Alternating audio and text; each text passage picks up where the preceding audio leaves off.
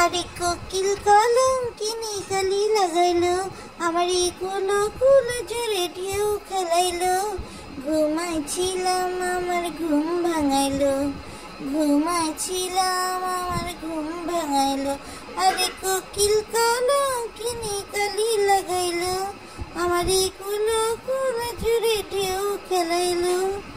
ঘুমাইছিলাম আমার ঘুম করিলো, ঘুমাইছিলাম আমার ঘুম করিল। আসসালামু আলাইকুম দর্শক, সবাই কেমন আছেন? চলে আসলাম আবারও একটা নতুন ভিডিও নিয়ে আপনাদের মাঝে। দর্শক, কালকের ভিডিওটা সম্পূর্ণভাবে কিন্তু শেষ হয়নি। আজকের এই ভিডিওটা দেখার আগে যারা গতকালকের ভিডিও দেখে আসেননি তাদের কাছে অনুরোধ থাকবে গতকালকের ভিডিওটা একটু দেখে আসুন।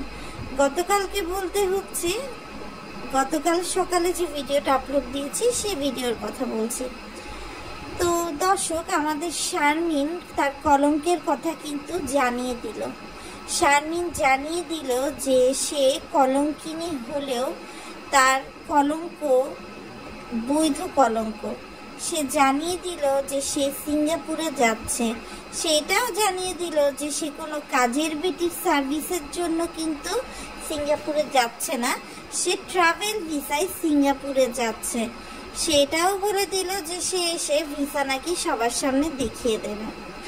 আমি প্রথমে শারমিন কি বলল দর্শক সেটা বলবো, এরপর আমি যখন আমার যুক্তি আপনাদের সামনে দাঁড় করাবো আপনারাই খণ্ডন করে বুঝে নেবেন ঠিক বলেছি না ভুল বলেছি। শারমিনের মতে সিঙ্গাপুরে যাওয়ার তার একটা কারণ আছে, কিন্তু সেই কারণটা সে এখন বলতে চাচ্ছে না বা পারছে না। সে চায় মানুষ তার প্লেনে যাওয়া দেখুক, এনজয় করুক। শারমিন একজন ইউটিউবার। শারমিনদের ইতিহাস যদি একটু শর্ট আকারে বলি দর্শক, খুবই একটা পুরো বাড়িতে এরা থাকতো। সেখানে বাবুর কোনো চাকরি ছিল না। শারমিনের বাবা মালয়েশিয়া থেকে যতটুকু যা পারত দিত। যেখানে মালয়েশিয়া শারমিনের বাপ রান্না বান্নার কাজ করত, অর্থাৎ বাবুর্চি ছিল। আপনারা যারা আগের ভিডিও সম্পর্কে জানেন না তাদের জ্ঞাতার্থে বলে রাখি, একটা ছেঁড়া শার্ট পরে এয়ারপোর্ট থেকে এসেছিল কিন্তু বাংলাদেশে ফেরত শারমিনের বাবা। উনি মারা গেছেন, ওনাকে নিয়ে আমি কোনো কথা আর বাড়াবো না, কেননা জীবিত ব্যক্তিকে নিয়ে কথা বললেও মৃত ব্যক্তিকে নিয়ে এত কথা বলা ঠিক না। সে মুরব্বী মানুষ, সে যতদিন ছিল ঠিকঠাক মতোই ছিল। সত্যি কথা বলতে সে বেঁচে থাকাকালীন তার ছেলে মেয়েগুলো এত বেহাল্লা ছিল না। সে প্রসঙ্গে অন্য আরেকদিন কথা বলবো। তো আজকে চলে আসি শারমিনের কথায়। শারমিন স্পা সেন্টারে চাকরিতে যোগ দিয়েছে দর্শক। স্পা সেন্টারে চাকরি কিন্তু একটা চাকরির মধ্যেই পড়ে। শারমিনের মতো মেয়েরা কলগার্ল হিসাবেই চাকরি পেতে পারে। আজকে কিন্তু ঢাকা শহরে একটা স্পা সেন্টারকে ধরেছে, যেখানে স্পা সেন্টারের নামে চলতো দেহ ব্যবসা। তাহলে এতগুলো দেশ থাকতে, পার্শ্ববর্তী দেশ ভারত থাকতে কেন সিঙ্গাপুরেই শারমিনকে যেতে হলো?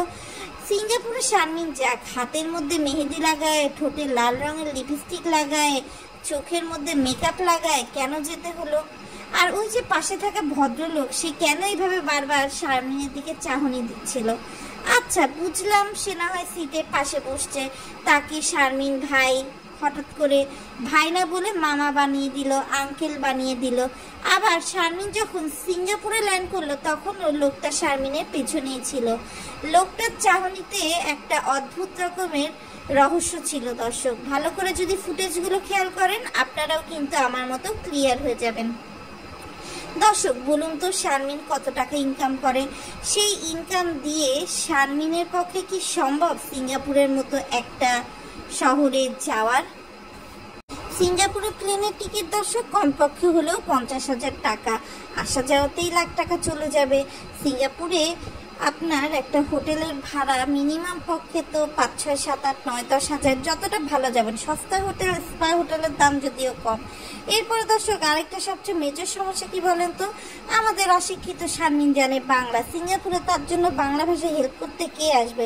সে কিভাবে ইংলিশ বুঝবে? সে কিভাবে ক্যাব এলাকে ম্যানেজ করে ক্যাবে যাবে? সে কিভাবে হোটেল এলাকে বুঝাবে তার ইংরেজি দিয়ে? বলেন তো, সে তো এমন না যে শিক্ষিত।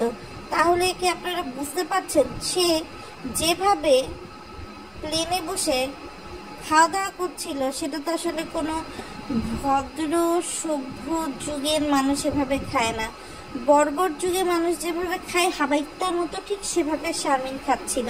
আর একটা বিষয় খেয়াল করলাম দর্শক, সে প্লেন থেকে বিল্লালকে ফোন দিছে দর্শক, তাও সে কিন্তু বাবুকে ফোন দেয়নি। অর্থাৎ তার হিসাব হচ্ছে আমি ভাঙবো তবু মচকাবো না।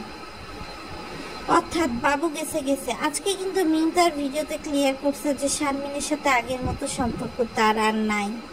আগে যখন বাবুর সাথে বিয়ে ছিল না তখন বান্ধবীর মতো ছিল, এখন ননাসের মতো হয়েছে।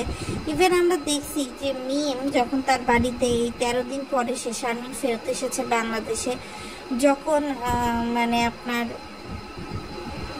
ভিডিও ধরলো, শারমিন এক প্রকার এড়াই গেল। এখন সে বোরখা পরে বিক্রমপুরে যাচ্ছে, এখানে যাচ্ছে সেখানে যাচ্ছে।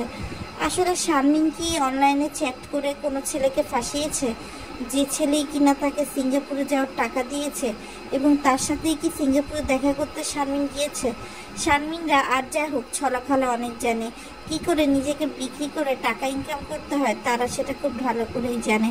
হয়তো বা কোনো মানুষকে সে ফাঁসিয়েছে, আবার বড় গলায় বলে কি না আমার বিয়ে বাংলাদেশের ঢাকাতেই ঠিক হয়েছে, আমার এমন না যে আমি কারোর সাথে দেখা করতে যাচ্ছি। বিষয়গুলো হচ্ছে কি ঠাকুর ঘরে কে আমি কলা খাইনি মতো দর্শক, যেটা দর্শক অত বেশি 7-5 ভাবেও নি, শারমিন সেটা কিন্তু অনেক সুন্দরভাবে ক্লিয়ার করে দিয়েছে। আবার সেটাও বলেছে যে অন্য কোনো সময় সে বলবে। সে যদি বৈধ কোনো কারণে যেত দর্শক সিঙ্গাপুরে, তাহলে কিন্তু সে ইজিলি বলতো যে হ্যাঁ আমি এই কারণে সিঙ্গাপুরে গিয়েছি, এই অবস্থা। কিন্তু তার মধ্যে কিন্তু দর্শক এতটুকু গার্ডস ছিল না যে সেইগুলো ক্লিয়ার করবে।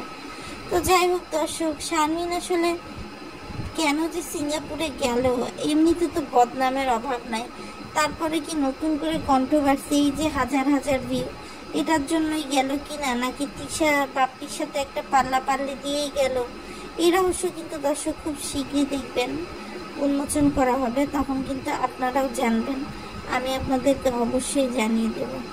আজকে শরীরটা অত বেশি ভালো না দর্শক, তারপরেও চলে আসলাম আপনাদেরকে, যেহেতু আমি কমিটমেন্ট দিয়েছি সেই কমিটমেন্ট রাখতে।